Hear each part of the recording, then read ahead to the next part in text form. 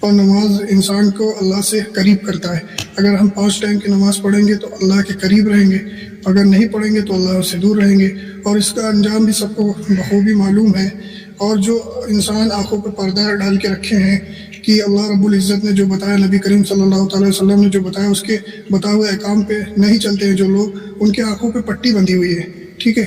تو ہمارے نبی پاک صلی اللہ علیہ وسلم نے بتایا ہے کہ نماز نبی پاک صلی اللہ علیہ وسلم کی آنکھوں کی ٹھنڈک ہے، اور نماز سے ہم اللہ کے قریب ہوتے ہیں۔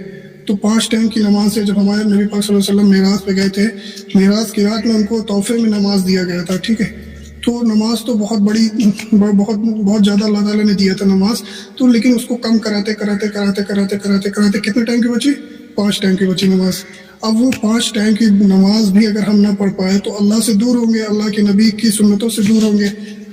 تو اللہ سے دور ہوں گے تو پھر ہمارا دنیا بھی خراب ہو جائے گا، ہمارا آخرت بھی خراب ہو جائے گا۔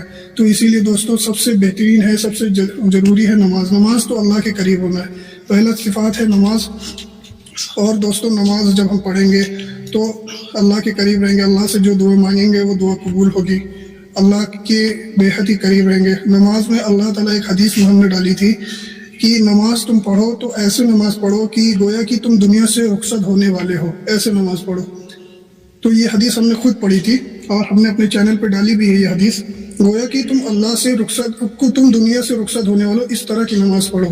اور نماز پڑھتے وقت یہ کیفیت رہے کہ آپ اللہ کو دیکھ رہے ہو یا اللہ تعالیٰ آپ کو دیکھ رہا ہے، یہ کیفیت نماز پڑھنے کے دوران رہنی چاہیے انسان کے اندر، تبھی تو نماز میں من لگے گا، دھیان لگے گا۔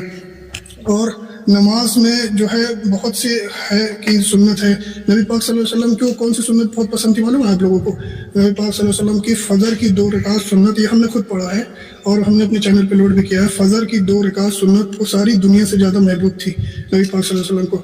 اب سنت سے یہ ریلیٹڈ ہے کہ سنت ہم پڑھتے ہیں، ہمارے باپ دادا پڑھتے چلے آ رہے ہیں تو ہم بھی پڑھ رہے ہیں۔ اب ہم کو یہ جانکاری نہیں ہے کہ ہم سنت پڑھ تو رہے ہیں تو سنت میں نبی پاک صلی اللہ علیہ وسلم نے کیا فرمایا ہے، سنت موقدہ کیا ہے، سنت غیر موقدہ کیا ہے، تو یہ سب جو ہے ہم جب جانیں گے، حدیث کھولیں گے، پڑھیں گے، تبھی تو ہمیں معلوم پڑے گا۔ اب جیسے ایک حدیث ہم نے پڑھی تھی، ظہر نبی پاک صلی اللہ علیہ وسلم کا ارشاد ہے کہ ظہر سے پہلے 4 رکعت اور ظہر کے بعد کی 4 رکعت جو شخص پابندی سے پڑھتا ہے اس شخص کے لیے اللہ تعالیٰ جہنم کی آگ کو حرام کر دیں گے، حرام فرما دیں گے۔